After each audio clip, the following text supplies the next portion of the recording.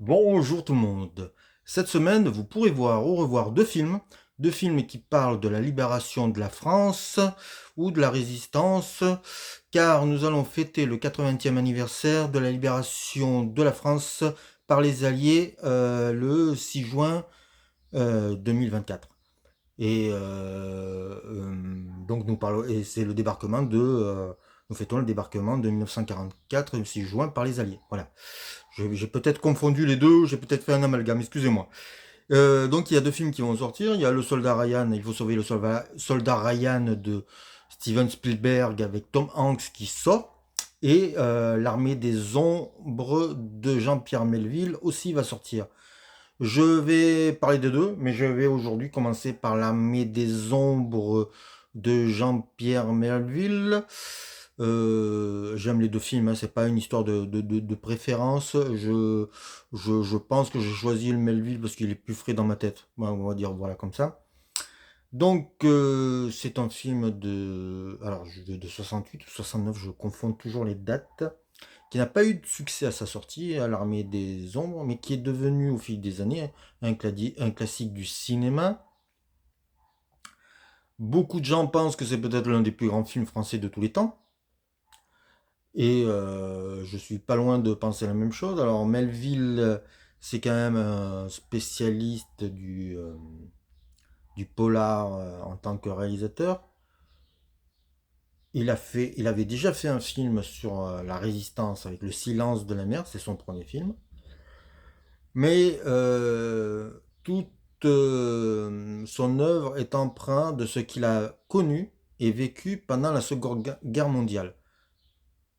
Euh, Jean-Pierre Melville a eu un frère résistant qui est mort dans des circonstances étranges. Et lui, Jean-Pierre Grandbach, qui a changé de nom pour devenir Melville et qui est son nom de résistant,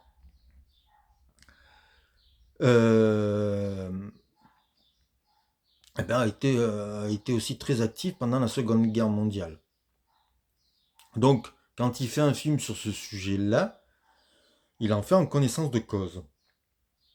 Même s'il adapte un livre de Joseph Kessel, il va y mettre aussi beaucoup de lui. Et c'est une des raisons pour lesquelles le film est si beau. Alors, je n'ai jamais lu le livre de Kessel, donc on va oublier ça, hein. Mais le film de Melville raconte, c'est pas la vie quotidienne des résistants, mais c'est la vie secrète des résistants. C'est-à-dire qu'il va pas nous montrer de choses très spectaculaires, même si il, il va montrer comment, avec les peu de moyens, comment avec la France occupée, comment la résistance pouvait essayer de déstabiliser les Allemands.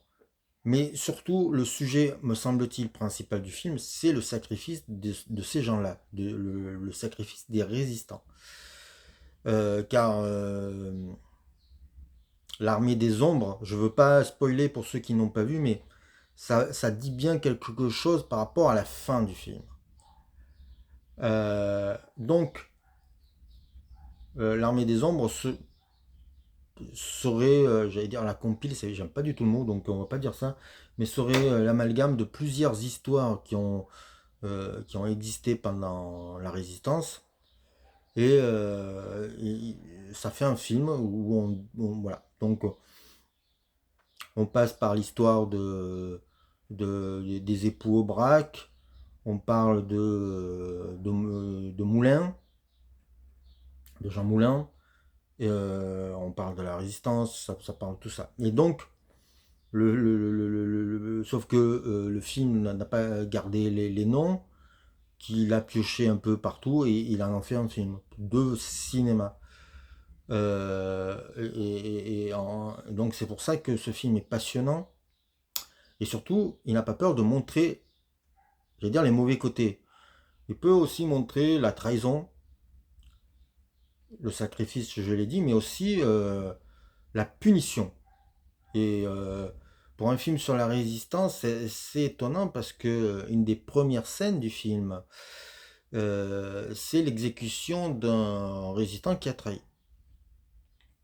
Et il prend son temps, ça dure, c'est long et c'est assez dur à voir. Mais ça nous permet de comprendre tous les enjeux de cette guerre et de comprendre que ben voilà, il fallait faire des choix et parfois ces choix-là n'étaient pas évidents, mais il fallait aussi euh, parfois l'action amener à juger les gens qui avaient trahi. Donc c'est un film porté par un casting de fou. Lino Ventura, Paul Meurice, Simone Signoret, Jean-Pierre Cassel, Christian Barbier, voilà. C'est un film qui peut paraître austère, mais je dirais plutôt moins sobre. C'est-à-dire que voilà, euh, il veut pas faire dans le mélo. Il n'y a qu'une scène à peu près, me semble-t-il, d'émotion dans le film. C'est une scène qui se déroule à Londres. Mais il veut être, voilà, il veut rester à hauteur d'homme et ne pas tomber dans le pathos ou quoi que ce soit. Le film est assez impressionnant par sa mise en scène. On se rend compte que ces acteurs-là n'ont pas besoin de beaucoup de dialogue pour exprimer les états d'âme de leur personnage. Le chant contre chant sur Paul Maurice, Simone Signoret à la fin, ça dit plein de choses. Donc c'est un film passionnant. La musique est devenue célèbre grâce à une émission de télé, les dossiers de l'écran, qui était tiré. Alors c'est tiré c'est pas une musique originale, c'est une musique russe, je crois. Qui est d'un grand compositeur classique, mais dont j'ai oublié le nom. Euh, voilà, le film peut paraître froid comme ça, mais franchement, on est dans un des plus beaux films français. Faut être honnête. Et je pense que le film est tellement ambitieux, tellement fort, tellement émouvant, que étonnamment, il y a très peu de films sur la résistance. Donc il y a Lucie Aubrac de Claude Berry avec Daniel Auteuil et Carole Bouquet. Il y a des éléments dans L'Armée des Ombres qui est à mon avis beaucoup plus fort, beaucoup plus percutant. Claude Berry beaucoup plus académique, même si je trouve le film assez intéressant, hein. Et puis euh, il y a eu aussi Les Femmes de l'Ombre, un film sur la résistance féminine, avec des scènes choc, spectaculaires. À mon avis, peu fidèle à la réalité, mais plus proche du cinéma d'exploitation. Et il n'y a pas eu tant que ça de films sur la résistance. Donc, le maître étalon, c'est L'Armée des Ombres de Jean-Pierre Mocky. C'est Studio Canal qui le ressort.